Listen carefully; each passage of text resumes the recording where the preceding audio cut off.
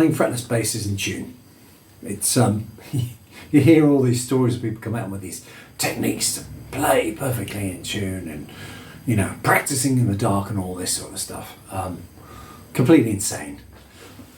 So, things you've got to remember with a fretless bass. Especially if you're completely nuts like me and go for something with a completely blank fretboard. The only markings I have on this bass are a little dot on the 3rd, 5th, 7th, 9th, 12th, and further up. That's the only thing I have, a little dot on the top. So you've got to remember that the neck's at an angle. So what you think's in tune visually may be completely off. You know, we're going down at an angle here on the neck.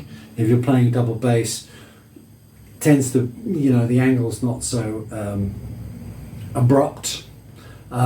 If you're playing a violin, everything's in front of you. Playing a cello, same thing. So you've got to be aware of this. Visually, as you go across the strings up to the G string, visually you've got to be aware that you've got to be looking that way, not straight down. Which I've a lot of people I've come across make that big mistake. And if your ears aren't working, you're playing away and you're completely out of tune, and the rest of the band are thinking, who is this nutter? So keep that in mind. You've got to work on your ear training. Working on a fretless bass is great for your ears because you've got to constantly adjust your pitch. So a few little tips I've got. Use your open strings. You can use your open strings as a reference point, as long as you've tuned your bass, obviously. So, for example, there's 5th fret, so I'm playing the G open string and I'm playing the G on the 5th fret. I can play a G up here. So what am I doing? I'm playing on the 10th fret on the A string. Take that to the extreme, you know.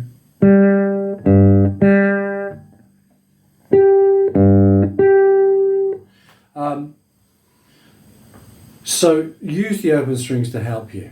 Try and incorporate them into lines that you play as reference points. I do that a lot, especially if I haven't got time to look at the bass. I will play, if I'm playing a certain piece of music and I know it's got a D or a G or an A or an E in it, I'll use the open string to kind of check where I am and make sure that I am still in tune if I haven't got time to look at the bass. Yeah. The other thing you can do, although don't get too hung up about it, is to use a tuner. Obviously not when you're playing, but to practice, just kind of from, you know, put a tuner on and just maybe kind of check, you know, see if you're playing in tune.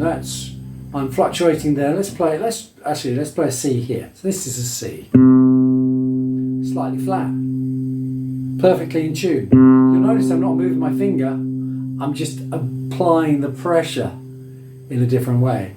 This is why your vibrato is important. What we're kind of doing is fooling the listener into thinking we're perfectly in tune, when really we're fluctuating. We're hedging our bets to make sure we're in tune. So we're going from, that's pretty spot on there. But if I just pressed a little bit more, I'm sharp.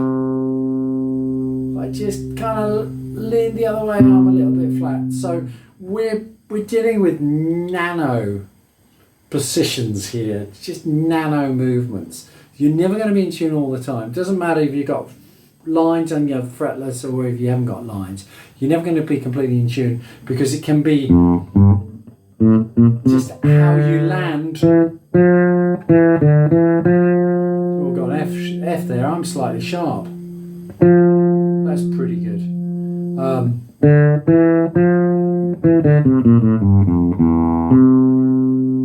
C is slightly flat. We're not talking about by extremes. We're talking about slight positions. So what I'll tend to do, especially if I'm holding a note, I rely on my vibrato to to sound like I'm in tune.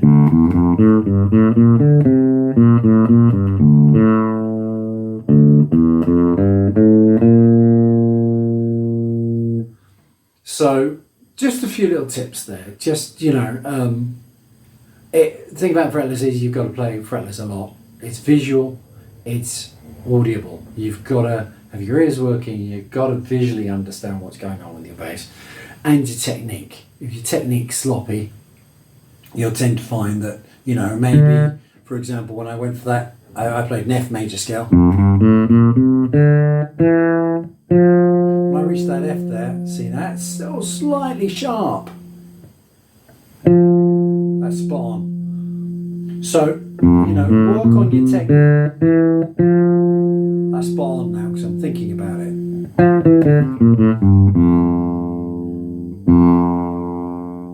So this is the thing, work on your technique, play major scales, but don't get too hung up.